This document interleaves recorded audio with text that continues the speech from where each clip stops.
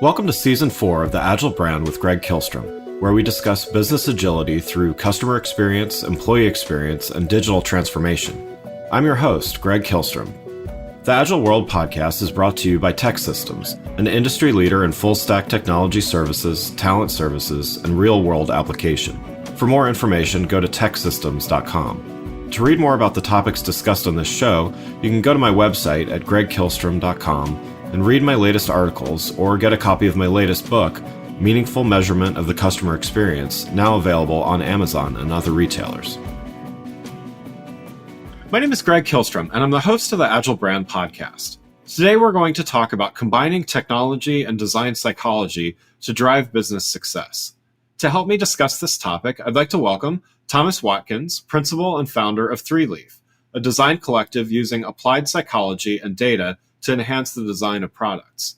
Thomas, welcome to the show. Thank you. Thank you for having me. Yeah, looking forward to talking about this subject with you. But first, why don't we start by you giving a little background on yourself as well as what you're currently doing at 3Leaf? Yeah, sure. So my background was in psychology and, spent a long time in graduate school studying people in experiments, putting people through tasks. You design an experiment, people are supposed to do tasks and, respond to stimuli on screens and things like that, and you analyze it. After I left that, I went into UX and had a career, around 14 or so years so far as a UX designer. And my approach and my team's approach at 3Leaf is we make sure that kind of design psychology is the core of everything we do with UX. And I was fortunate enough to get early on education in human factors. Human factors was, kind of one of the original names for UX before the term came around in 2010. And so I think with that being the core and for UX folks to think of things and approach things psychologically is enormously beneficial. And so at 3Leaf, we're consultancy, work primarily with early stage technology companies or established companies who are doing digital transformations. We find that with going into these new projects where you're kind of constantly, starting from zero very often and figuring it all out and getting to something where it's a solution that everybody can be proud of. I find that having psychology and design psychology specifically as a core to that extremely, beneficial as a tool to have in one's toolkit for guiding the process. Yeah. Well, let's get started here and start by talking about what you do. So, combining technology and design psychology to drive business success. So before we start, you touched on this in your intro, but just, for those a little less familiar, can you define what you mean by design psychology? Yes. So think of it as, you've got all the different types of psychology, right? You've got clinical psychology where you're working with the mentally ill, or you've got school psychology where you're working with pupils in school and how do they adjust. You've got social psychology, how do people react in social situations, all these things. Design psychology means that we're taking what we know about human beings, how we operate, and we're applying it to the design of things, right? So there's a whole process that, through your senses, when information comes in, through the perception of how that's the first step of that processing, all the way to your cognition and your thinking, and then all the way out to your behavior. There's a whole process of understanding humans that when you know about it, you're able to engineer for it. One analogy I give is ergonomics. So when you think of ergonomics, I give this example, ergonomic scissors, the grip for the fingers, it assumes that you have fingers and you're holding it with that. Ergonomic chair takes into account the nature of your back and where pressure needs to be.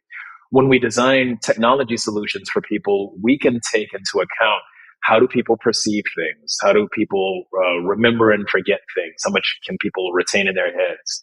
And where do people look on a screen, right? Through, eye tracking research. And you can take that knowledge and use it to help you engineer better solutions so that what you're doing can resonate more with people. The low bar is you want it to be usable. The higher bar is you want it to be a delightful user experience when you're designing things. Yeah. Yeah. So are there points of friction between technology, which, in my experience is often based on, you don't want to over engineer things, and there's sort of a conservation of efforts, so to speak, in things, and design psychology, which is, this human centered approach. So, what are some areas where those two things conflict? Yeah. Yeah. Okay. So this is a really good point. And since this show dealing with agile, that is relevant, right? To, because we have the kind of the business pragmatic and technology interest. Are you kind of talking about that where you have, Yeah. just different constraints when you're building? Yeah. So when you're building technology, of course, you have the different constraints, time, money, effort that goes into things. And then you have on the flip side, what's this great thing that you want to be able to design? Right. And all designers in their career, particularly a lot of I guess the ones that come out of academia, that people go into UX from different angles. You can kind of come out of the behavioral science. You can come out through the world of art. And however you come into UX, you're bringing in this academic philosophical tradition with you. And with that comes a set of values about how things should be. And oftentimes there's a certain level of rigor in the expectations of the designer in terms of how much you have to put in order to make it a desirable solution. On the flip side, we're operating in the business world, and there's not infinite money and there's not infinite time. So you have to balance that out.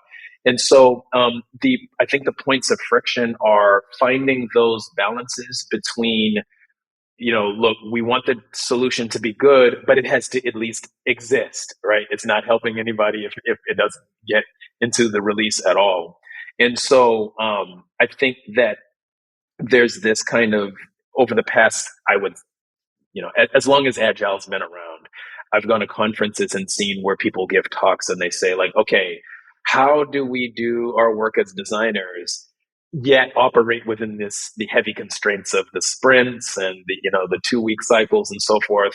And then out of that, you have like kind of creative things that folks come up with, like design sprints and, working within that. But I think that is one of the biggest constraints, is learning how to operate and getting the best you can get for now and into the product. One of the big things for designers and people on the product side to kind of know is that it's the crawl, walk, run method, right? If you improve things now and you improve it a certain percentage and you make people's lives easier, that really is a victory, and you don't need to get to the whole giant, huge thing that you really want. You can accept other levels of improvement.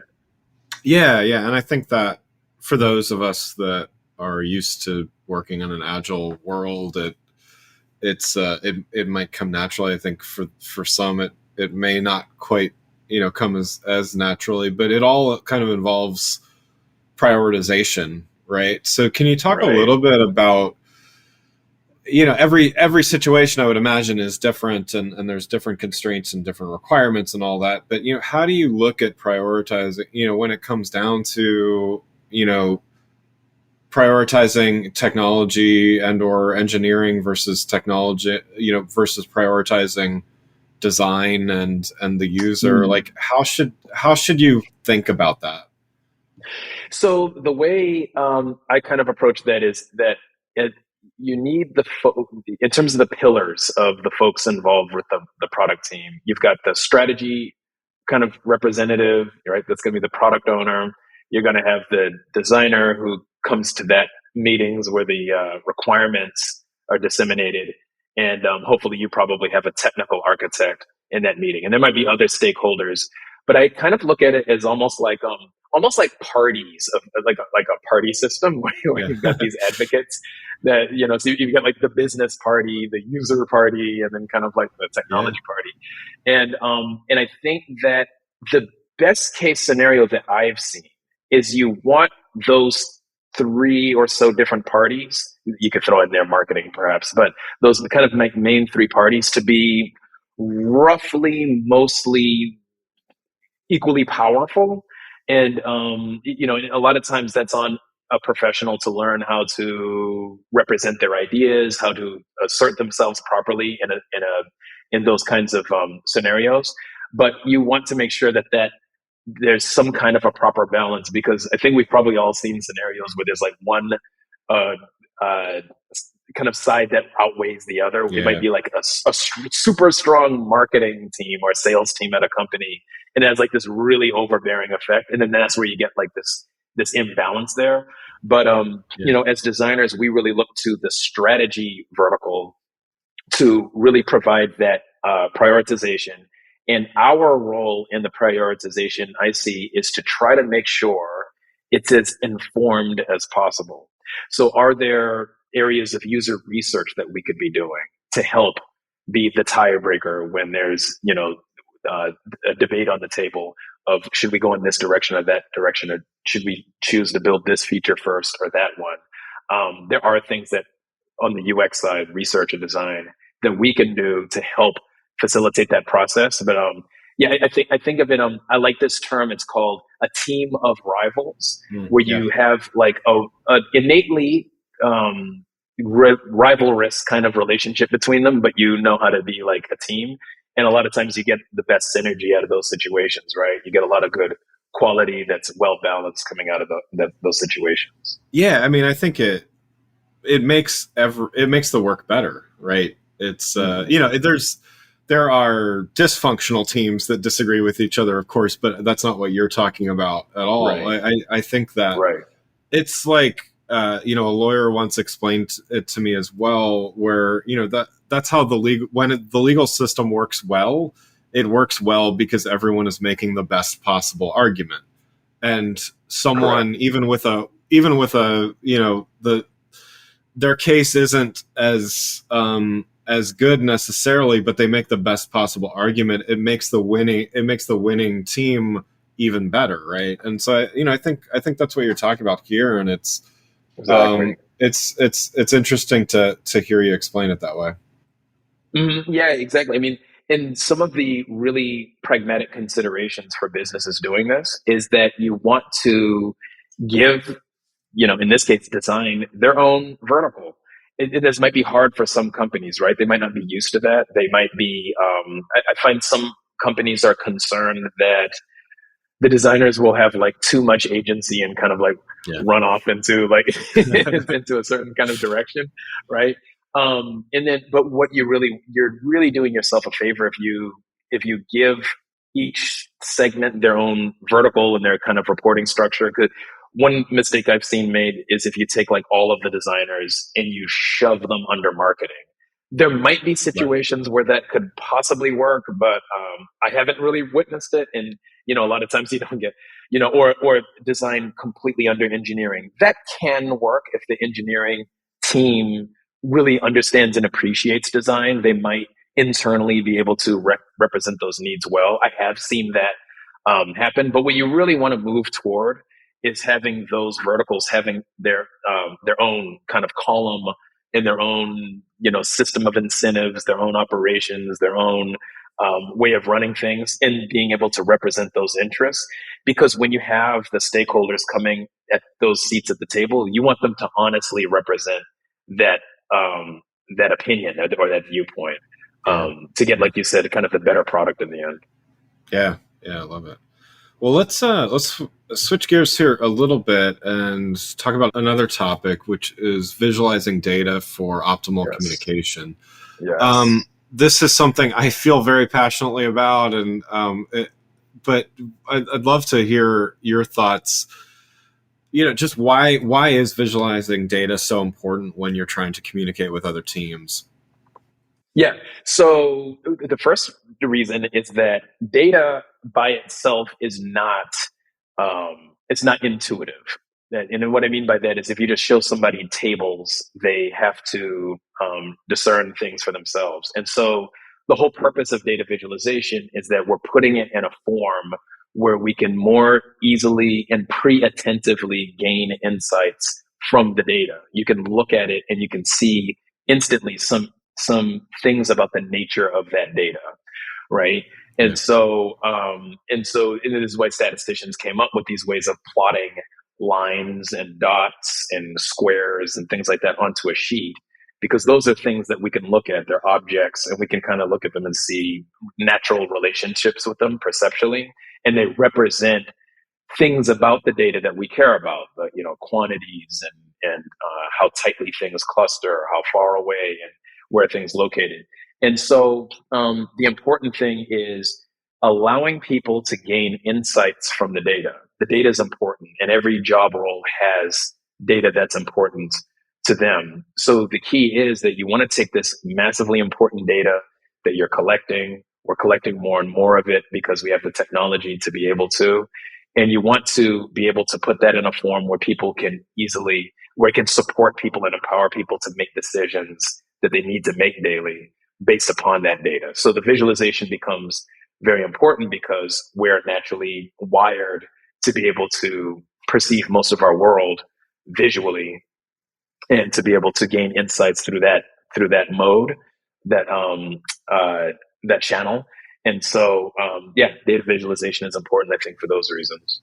Yeah, yeah, and I would expand it even to say, in my life as a consultant and previously, I write a lot of documents, and there's a lot of words on those documents, and yet what I found and found most recently is turning a like 3 paragraphs of text into a flow chart, a diagram, even if it's, I have a design background and stuff like that, but I don't look at it as a design exercise. I look at it as a, if I give someone a 3-page document, there's no way they're going to read this. Right. Why don't I turn this into something where, they may even have questions about it, but once they get those questions answered, it's gonna immediately click versus, oh, well, look at paragraph 8 on page 2 or stuff like that. And that's different than what you were just talking about as far as visualizing data, but it's not so different to me. And I think just in general, right. there's this reluctance, I guess, from people who they say, I'm not a designer, I'm not creative, I can't make infographics, I can't draw, whatever that is. What advice would you have to those people that kind of have that barrier to visualizing things?